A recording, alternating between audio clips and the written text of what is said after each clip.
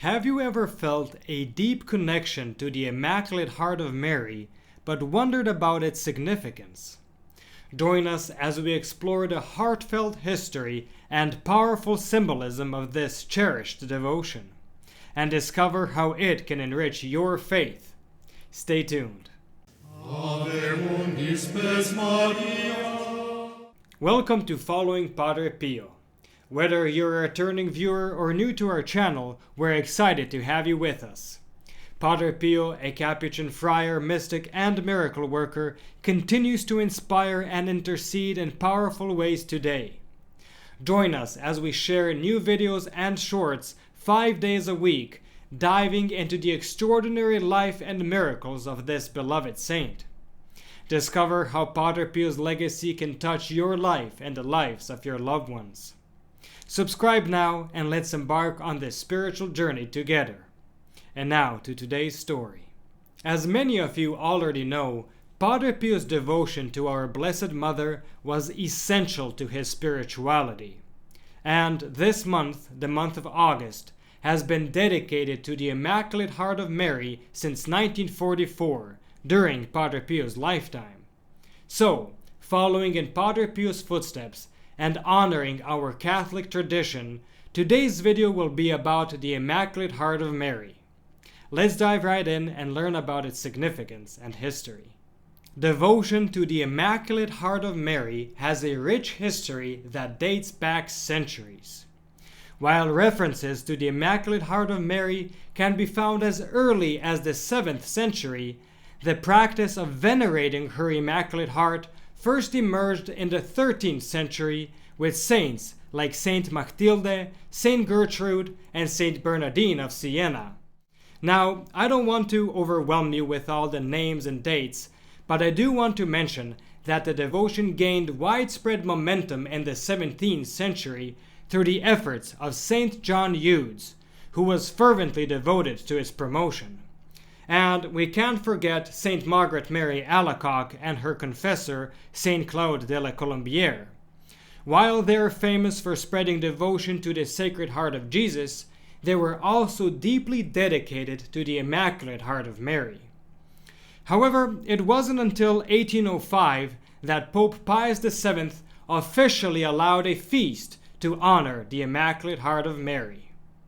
Now, let's take a moment to reflect on some biblical references to the heart to better understand the symbolism of Mary's Immaculate Heart. Throughout the Bible, the heart is portrayed as central to our spiritual and moral life. For example, in Proverbs, "Above all else, guard your heart, for everything you do flows from it," emphasizing the heart's central role in our actions. In Matthew chapter 5, verse 8, Jesus proclaims, "Blessed are the pure in heart, for they will see God." And even earlier in Deuteronomy chapter 6, verse 5, we are commanded, "Love the Lord your God with all your heart, with all your soul, and with all your strength," emphasizing the heart's integral role in our devotion and commitment to God. Furthermore, in the Gospel of Luke, we find a prophecy of Simeon when Jesus is presented in the temple as a baby. Simeon tells Mary that a sword will metaphorically pierce her soul. This verse is often associated with the imagery of Mary's Immaculate Heart being pierced by a sword, symbolizing her deep emotional suffering.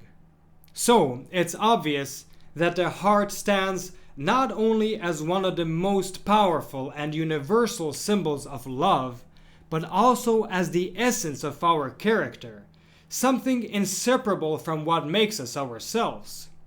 In this light, we understand that the image of Mary's physical heart symbolizes her immense love for God, her deep sorrow at Jesus' passion, and her compassionate love for humanity, mirroring the Sacred Heart of Jesus.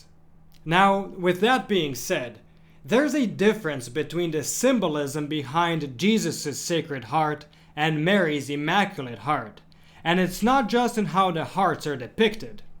You see, Jesus' Sacred Heart symbolizes God's profound love for humanity, whereas Mary's Immaculate Heart symbolizes her love for Jesus and God.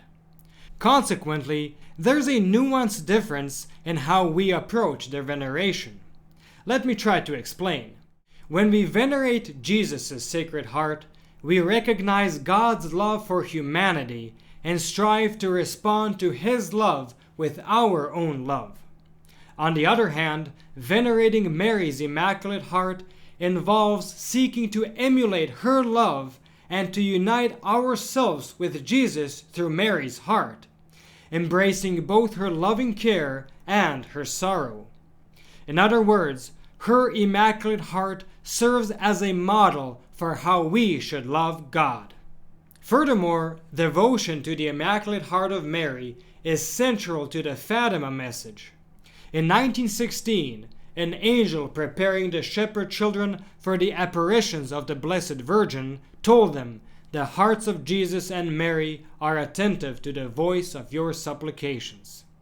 Later, the Mother of God herself told Lucia, "Jesus wants to use you to make me known and loved. He wants to establish devotion to my Immaculate Heart in the world.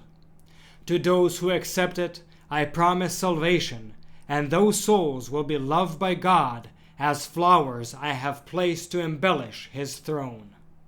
Finally, in 1944, Pope Pius XII dedicated the entire month of August to the Immaculate Heart of Mary. Initially, he established the feast day on August 22nd. However, this feast was later moved to the Saturday following the Feast of the Sacred Heart of Jesus, which is celebrated in June. Despite this change, the dedication of August to the Immaculate Heart of Mary remains a cherished tradition in the Catholic Church. In conclusion, by honoring the Immaculate Heart of Mary, we draw closer to Jesus through her maternal love and compassion.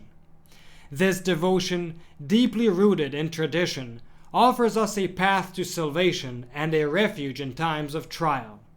So, as we follow in the footsteps of Padre Pio, let us deepen our devotion to the Immaculate Heart of Mary, seeking her intercession and guidance on our spiritual journey. As he himself once said, "Always stay close to this Heavenly Mother, because she is the sea to be crossed to reach the shores of eternal splendor." Thank you so much for watching. Your support means the world to us. If you enjoyed this video, please like it and share it with your friends.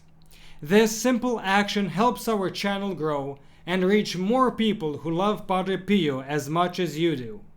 We have more inspiring Padre Pio stories and reflections waiting for you. Check out the specially recommended videos on the end screen or click the links in the description below for a full selection of great content, including our Padre Pio Thoughts for the Day playlist.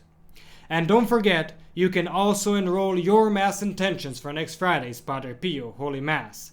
The link is in the description below. Thank you for being a part of our community, and stay tuned for the next video on the life of Padre Pio.